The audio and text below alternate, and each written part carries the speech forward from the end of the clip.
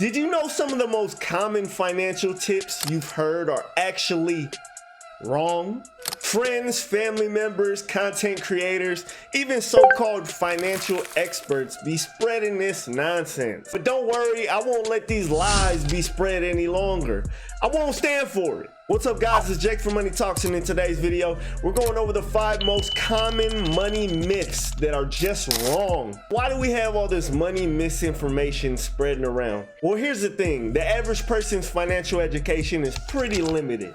According to the National Financial Capability Study in 2024, almost 70% of people had a hard time answering basic financial questions correctly.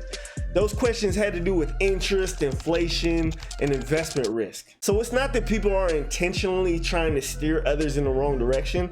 It's just that most people really don't understand money that well. The other thing is there's so many different ways you can gather information these days. It's hard to distinguish which information is good and which information is crap. So allow me to be the crap advice filter. By the way guys, I coach people on personal finance and getting their money situation together. So if you need help staying away from myths like these, DM me on any of the socials at Money Talks Jake for help organizing your finances and taking control of your money. Money myth number 1. You have to skip all the small luxuries in life to get rich. You ever heard that guy who's like, don't drink coffee ever unless you run to Colombia and collect the beans yourself? That guy is the worst. This kind of advice pushes people away from a good budget in the same way that telling people to never eat bread and sugar pushes them away from a good diet. The truth is, you don't have to eliminate every little luxury you enjoy in life to build wealth. It's more important that your overall financial philosophy prioritizes investing where it really counts. In other words, focus on the big picture things, like having a solid financial system for your money and a clear investment plan. If you have those things, everything will fall in the right place where it needs to be. Then there's no reason to stress over every latte. Money myth number 2, investing is only for the rich or for the experts. This one is close to home for me. When you grow up not having a whole lot, there's this idea that the opportunities to attain and grow wealth are simply out of your reach. And it's only those rich people that can invest and build wealth and live well. That. You don't need a 6-figure salary and you don't need a fancy finance degree to start investing. You can invest with $1 if that's all you have. You can open up an app and get access to the stock market, the real estate market, to multiple business types. You can go online and start a business entity of your own in 20 minutes if you wanted to. Anyone can start investing with just a small amount of money and a little guidance.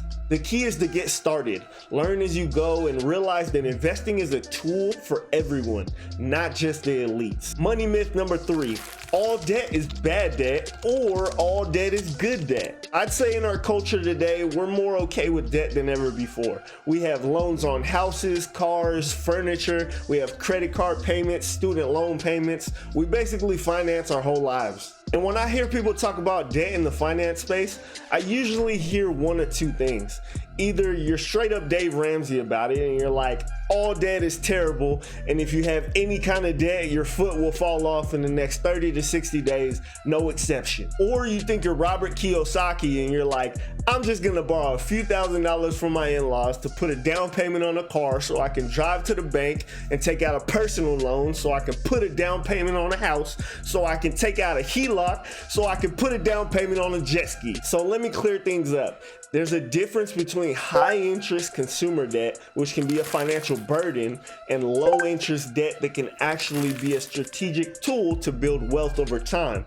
However, there's a risk factor involved in both types of debt. Yes, there are good opportunities to use debt to build wealth faster than you could have otherwise, like a low interest business loan that helps you start or grow a profitable business venture, or a low interest mortgage on an investment property. What I'd like to see more of is people actually calculating if a loan could lead to making money or if it's worth the risk of taking on that debt. And what I'd like to see less of is people over leveraging themselves or justifying consumer purchases that they should just wait and pay cash for. Money myth number 4, real estate is always a guaranteed path to wealth. A lot of people think real estate is a sure bet to get rich.